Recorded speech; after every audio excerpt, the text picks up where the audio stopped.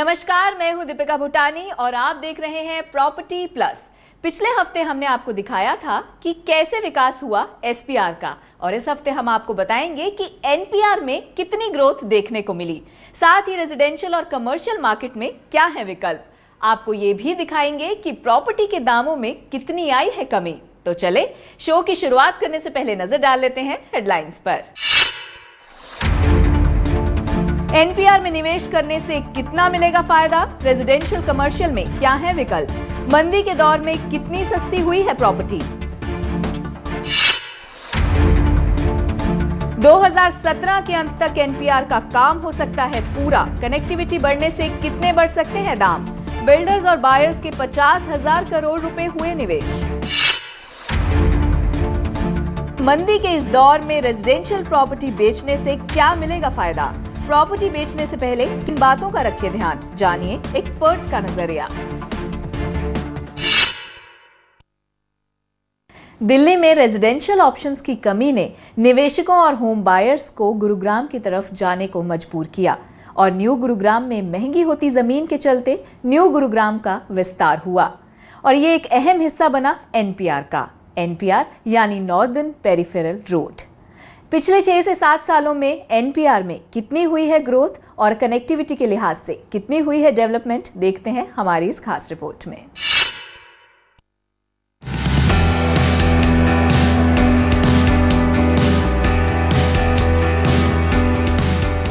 NPR, जिसे northern peripheral road और Dwarka expressway के नाम से जाना गया। मास्टर प्लान में जब एनपीआर बनाने की बात शुरू हुई तो 2010 एक ऐसा साल था जब एनपीआर का काम शुरू हुआ और आम जनता की उम्मीदें भी बढ़ने लगी। एनपीआर बनाने की सरकार की तेज रफ्तार से लगने लगा कि जल्द ही एनपीआर बनने से NH8 और द्वारका का ट्रैफिक कम हो जाएगा।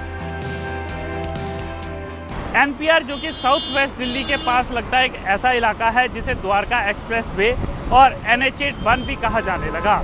NH8 पर लगी शिव मूर्ति रंगपुरी से होते हुए पटौदी रोड, द्वारका एक्सप्रेसवे और न्यू पालम विहार से NH8 होते हुए खिड़की दोला के पास जाके मिलेगी, और आने वाले समय में कनेक्टिविटी इसकी सबसे बड़ी यूएसपी होगी। जमीन अधिग्रहण को लेकर अड़चने भी साफ तौर से देखने को मिली। इंतजार काफी लंबा रहा, लेकिन अब काफी हद तक उम्मीदें जगने लगी हैं कि जल्द ही द्वारका एक्सप्रेसवे का काम शुरू हो जाएगा। हरियाणा सरकार ने 110A और 37 में रीसेटलमेंट और हैबिटेट पॉलिसी के तहत सड़क के बीच आने वाले घरों के लिए प्लॉट की अलॉटमेंट भी कर दी है। सरकार ने वहां रहने वाले लोगों को करीब 6 महीने का समय दिया, जिसमें 3 महीने का समय लगभग बीत चुका है। ये NH8 शिव मूर्ति से निकलकर और फिर NH8 पे ही जाके मिलता है, तो इसे NH8A भी कहा जा रहा है। तो कनेक्टिविटी वाइज मैं कहूँगा कि द्वारका एक्सप्रेसवे अब आने वाले टाइम में जो हर्डल्स हैं वो करीब करीब क्रॉस हो चुके हैं। न्यू पालम विहार में एक्विजिशन के इश्यूज थे, उनको भी अलॉटमेंट कर दी गई है। 3 से 4 महीने के अंतराल में आप देखेंगे कि वहाँ पर भी रोड मोटरेबल हो जाएगी। द्वारका एक्सप्रेसवे का 9.9 किलोमीटर लंबा हिस्सा दिल्ली में है, जबकि 18 किलोमीटर का हिस्सा गुरुग्राम का है। द्वारका एक्सप्रेस में मैंने घर खरीदा था 2009 में, अपार्टमेंट मैंने बुक करवाया था ये सोच के कि भाई ये लाइफलाइन है गुड़गांव की। और जिस तरह से 2007 में मास्टर प्लान आया था और ये अनाउंस हुआ था, तो हमें लगा कि काफ़ी अच्छी अपॉर्चुनिटी मिलेगी हमें, और हम वर्ल्ड क्लास सिटी में जो बोल रहे हैं उसकी लाइफलाइन है, वहाँ पे हमें रहने को मिलेगा।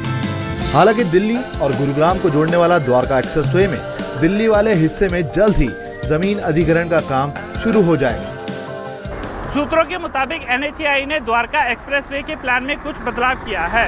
शिव मूर्ति से लेकर द्वारका सेक्टर 21 के मेट्रो स्टेशन से एक सुरंग बनाई जाएगी, और इस सुरंग का काम अगस्त से शुरू होने की उम्मीद है, और ये सीधे NH8 को कनेक्ट करेगी। द्वारका एक्सप्रेसवे के बनने से एयरपोर्ट से इसकी दूरी और कम हो जाएगी, यानी कनेक्टिविटी बढ़ने से निवेश बढ़ने के रास्ते और आसान हो जाएंगे, और साथ ही रोजगार के अवसर भी बढ़ेंगे। एनपीआर में रेजिडेंशियल मार्केट काफी तेजी से बढ़ी, लेकिन जिस तरह कनेक्टिविटी को लेकर अड़चने रही, होम बायर्स और निवेशकों को काफी परेशानी का सामना भी करना पड़ा, और कनेक्टिविटी का काम पूरा ना होने से यहां पर प्रॉपर्टी के दामों में कमी भी आई है।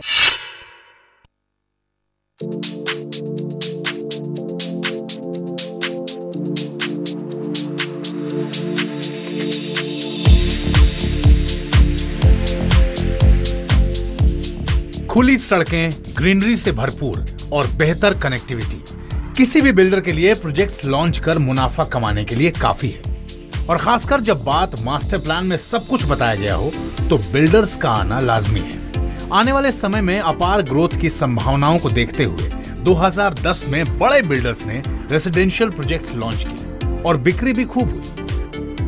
मैंने 2011 में यहाँ पे घर लिया और सबसे पहले तो ये द्वारका एक्सप्रेसवे जो है इसको काफ़ी मतलब सुना था कि ये एक बहुत ही अच्छा वो बनेगा, दोनों तरफ सोसाइटियाँ, कमर्शियल प्रोजेक्ट्स बहुत अच्छा आएगा और अच्छा है भी। जैसे जैसे आगे बढ़ते जा रहे हैं तो अच्छा ही होता जा रहा है।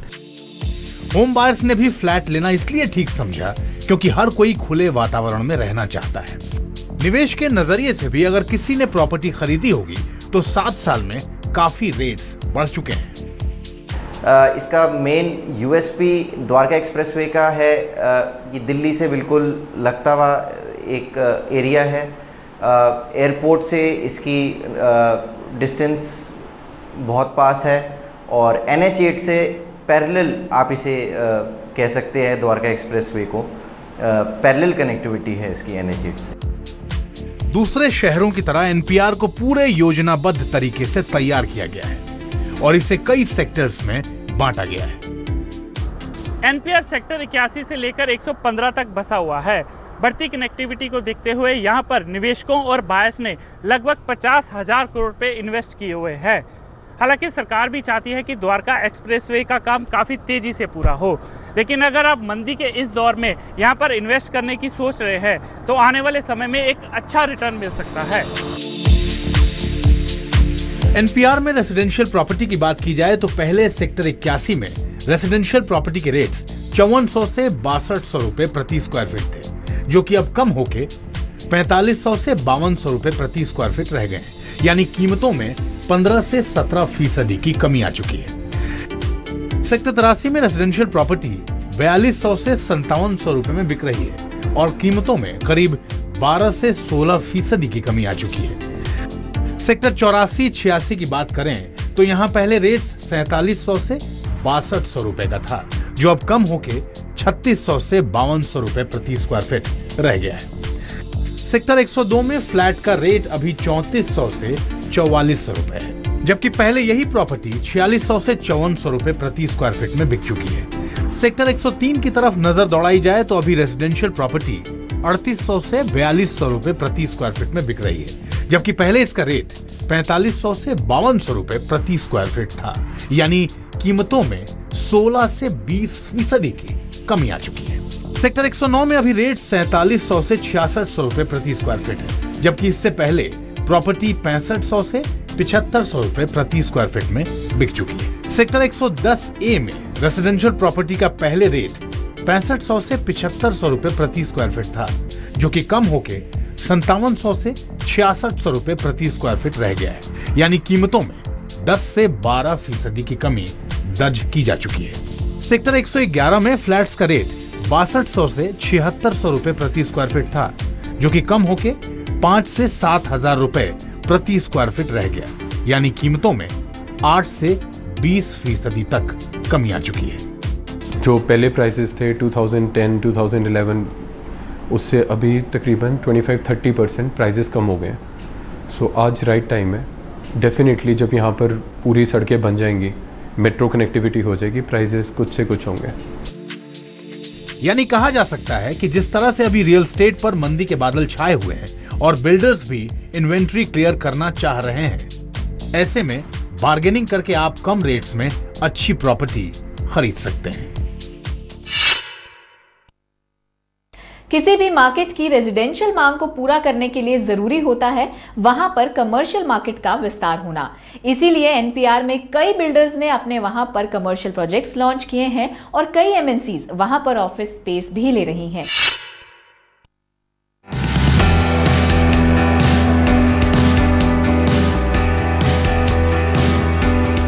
एनपीआर में रेजिडेंशियल मार्केट का विस्तार काफी तेजी से हुआ है। रेजिडेंशियल मार्केट की मांग को पूरा करने के लिए कई कमर्शियल प्रोजेक्ट्स भी लॉन्च किए गए हैं। गुरुग्राम में जमीन महंगी होने की वजह से कई बड़ी एमएनसीज कंपनियों ने भी एनपीआर में कदम रखा। बेहतर कनेक्टिविटी और डिमांड बढ़ने की संभावना से बिल्डर और निवेशक अच्छा मुनाफा कमाना चाहते हैं। सेक्टर 99 से आरओबी यानी रेलवे ओवरब्रिज बनकर पूरी तरह से तैयार हो चुका है और जल्द ही इसे आम पब्लिक के लिए खोल दिया जाएगा। एनपीआर में करीब 50 से 60 कमर्शियल प्रोजेक्ट चल रहे हैं और लगभग 10% का अभी तक पोजीशन हुआ है। यानी जब द्वारका एक्सप्रेसवे पूरी तरह से बनकर तैयार हो जाएगा, इसके रेट्स कहां जाएंगे शायद अंदाज़ा लगाना मुश्किल होगा। लेकिन मंदी के इस दौर में अगर आप कमर्शियल मार्केट में निवेश करना चाहते हैं तो शायद ये सही समय है। 2010 में एनपीआर में कमर्शियल रेट्स काफी कम थे, लेकिन समय की रफ्तार के चलते इनकी कीमतों में काफी तेजी भी देखने को मिली। हालांकि रियल एस्टेट में आई मंदी की वजह से कमर्शियल मार्केट पर भी खासा असर देखने को मिला है। एनपीआर में अगर कमर्शियल मार्केट के रेट्स की बात की जाए तो पहले यहां पर दुकान और शोरूम के रेट 11,000 से 17,000 रुपए प्रति स्क्वायर फीट था, जो कि कम होकर 8,750 से 14,500 रुपए प्रति स्क्वायर फीट रह गया है। यानी कीमतों में 15 से 20% की कमी आ चुकी है। वहीं ऑफिस स्पेस का रेट अभी 6 से 11,000 रुपए प्रति स्क्वायर फीट है, जबकि ये पहले रेट 7,000 से 13,000 रुपए प्रति स्क्वायर फीट था। यानी ऑफिस स्पेस के दाम 12 से 15% कम हो चुके हैं। देखिए, आज की बात करें तो कमर्शियल में 10% पोजीशन हमें देखने को मिल रही है। कमर्शियल टोटली डिपेंड है रेजिडेंशियल पे, क्योंकि जब तक लोग बसेंगे नहीं तब तक कमर्शियल की डिमांड आगे नहीं बढ़ेगी। तो ये सारी की सारी डिपेंड है रेजिडेंशियल पे। जैसे जैसे रेजिडेंशियल थोड़ा सा और ग्रो करेगा, हम कमर्शियल में भी कुछ अच्छी चीज़ें देखने को मिल सकती हैं। सरकार दावा कर रही है कि 2017 के अंत तक एनपीआर पूरी तरह से तैयार हो जाएगा, और अगर ऐसा होता है तो एनपीआर एनसीआर के किसी भी इलाके को पूरी तरह से पीछे छोड़ देगा।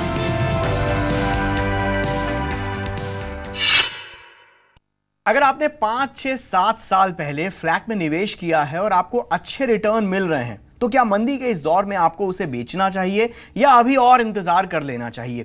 निवेश की हुई प्रॉपर्टी को किस तरीके से बेचें और अच्छे रिटर्न पाने के लिए किन बातों का रखें ध्यान, इस मुद्दे पर हम बातचीत आज करेंगे। लेकिन उससे पहले इस रिपोर्ट के जरिए यह समझिए कि आगे का रास्ता क्या होना चाहिए, कौन सी सावधानियां आपको बरतने की जरूरत है।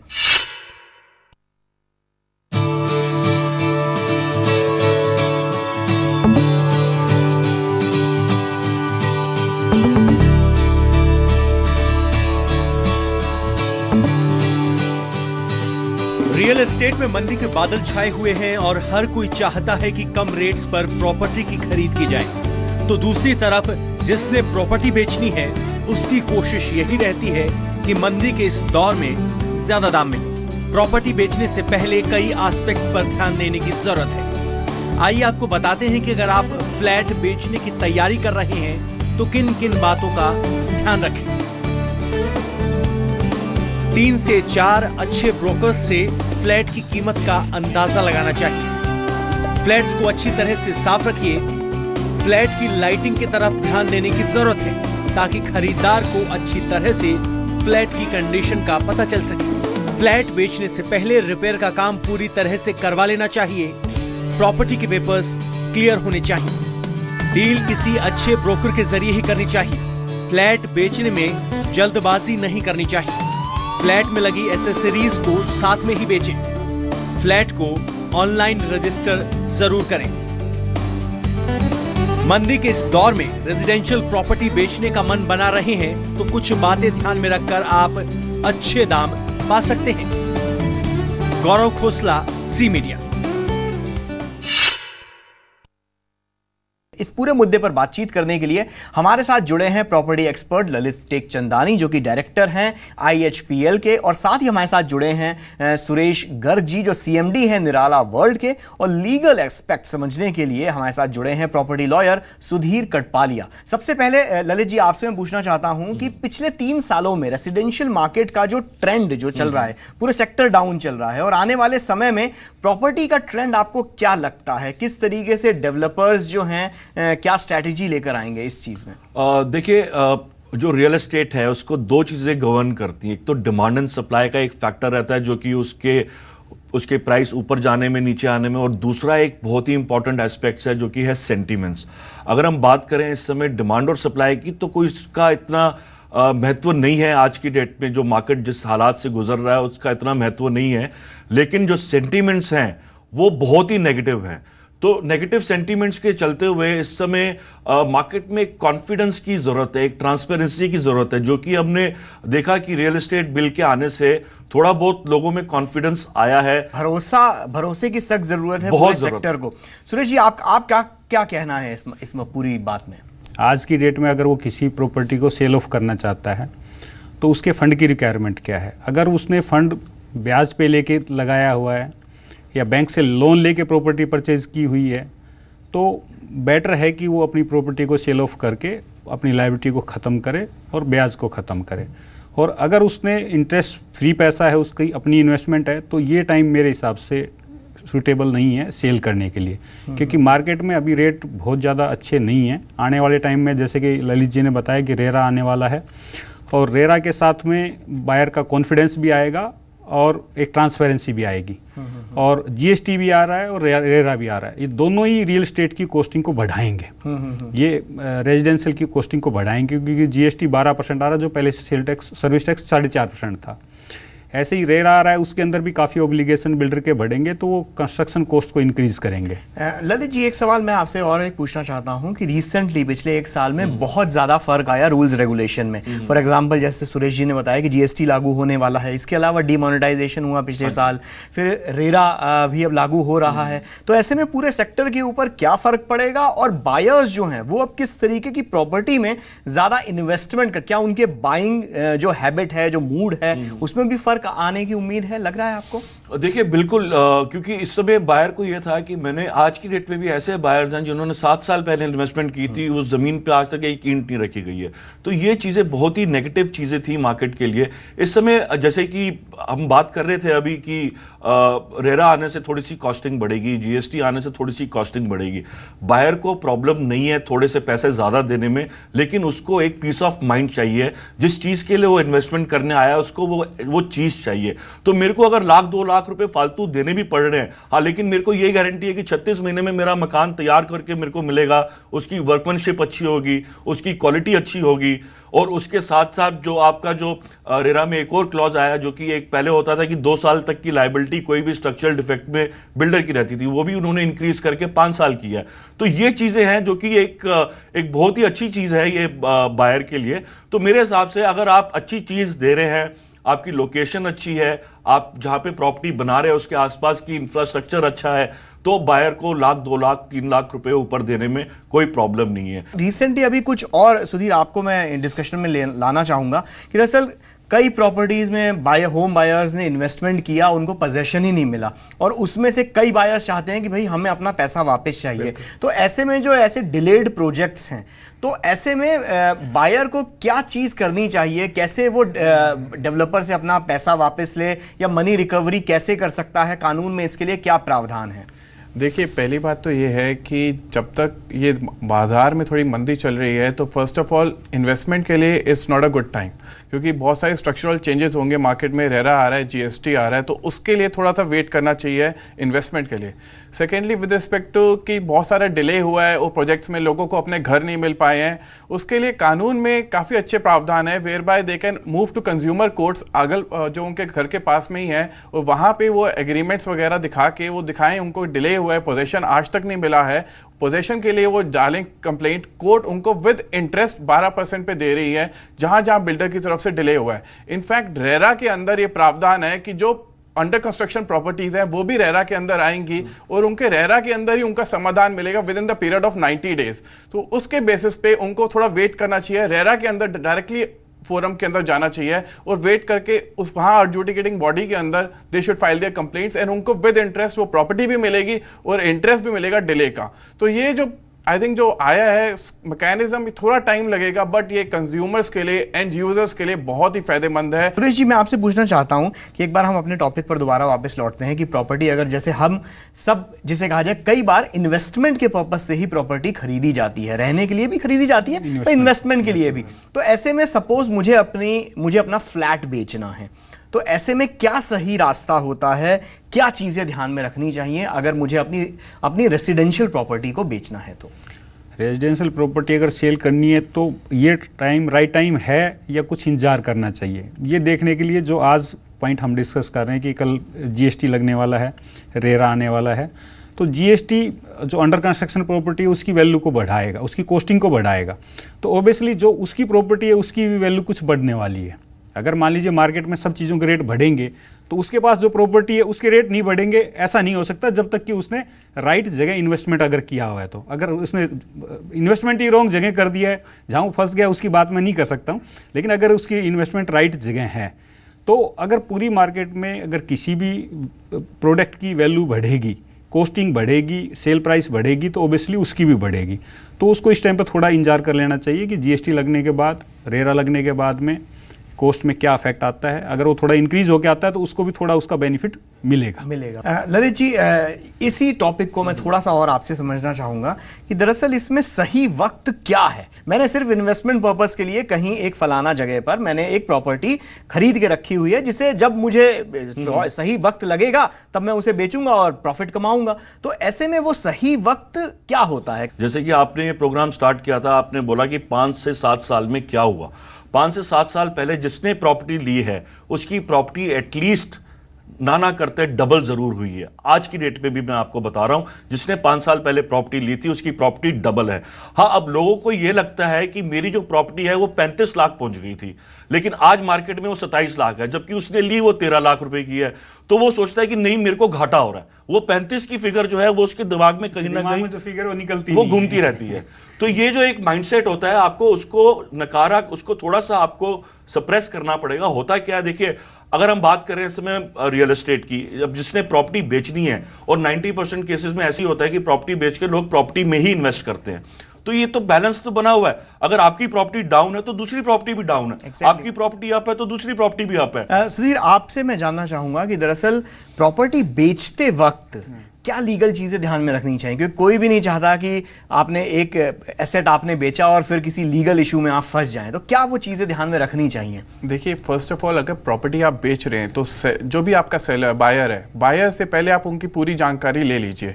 उनके पैन कार्ड, आधार कार्ड, बेसिक डिटेल्स आपके पास होने चाहिए जो भी आपकी प्रॉपर्टी खरीद रहा है। सेकेंडली, जो भी एग्रीमेंट हो रहा है वो वैल्यू जो मार्केट में चल रही है उसके हिसाब से वही सेल कंसिडरेशन आप एग्रीमेंट में रखिए एंड सारे क्लॉजेज आप अच्छे से पढ़ लीजिए। इनफैक्ट बायर पे सारी ड्यूटीज जो भी बायर ले रहा है उस पे शिफ्ट करिए। From the date of selling आपके ऊपर कोई अब लाइबिलिटीज नहीं है, जो होगी वो बायर की होगी। सो बेसिकली अपना टाइटल क्लियर करके सब कुछ अब आप बायर को जब दे रहे हैं तो पूरा एग्रीमेंट बहुत क्लियरली सेट आउट करें कि बायर की responsibilities from the date of buying शुरू हो जाएगी और अब उसकी रिस्पॉन्सिबिलिटीज हैं सारी म्युनिसिपल टैक्सेस वगैरह सब कुछ पे करना। तो ये एग्रीमेंट बहुत इंपॉर्टेंट है। जब भी आप सेल करते हैं प्रॉपर्टी की या खरीदते हैं तो ये एग्रीमेंट में बेसिक क्लॉजेस हैं whereby you can protect yourself and others also from any kind of liabilities. You don't want to hurt them and you don't want to get hurt also in this between. So what is very important in this case is कि आप अच्छे से agreement अपना देखिए, selling जो cost है पूरा as it is आप एग्रीमेंट में लिखिए, जो मार्केट का रेट के हिसाब से जो भी आपका ले रहा है उसमें आप कोई तरीके की टैक्स इवेजन करने की कोशिश मत करिए, पूरा वाइट में लीजिए। अदरवाइज क्या होता है, लीगल हैसल्स आएंगे अगर आप थोड़ा ब्लैक में करने की कोशिश करेंगे और मार्केट में बहुत इश्यूज आते हैं इसके बाद में, क्योंकि प्रॉपर्टीज फंसती हैं फिर। तो मतलब ये छोटी छोटी बातें अगर आप ध्यान में रखें तो आप अपनी रेसिडेंशियल प्रॉपर्टी के जो इन्वेस्टमेंट जो आपने किया है उस पे सही रिटर्न पा भी सकते हैं और हैसल फ्री लाइफ जी सकते हैं। तो अभी के लिए बस इतना ही, दीपिका के पास वापस चलते हैं।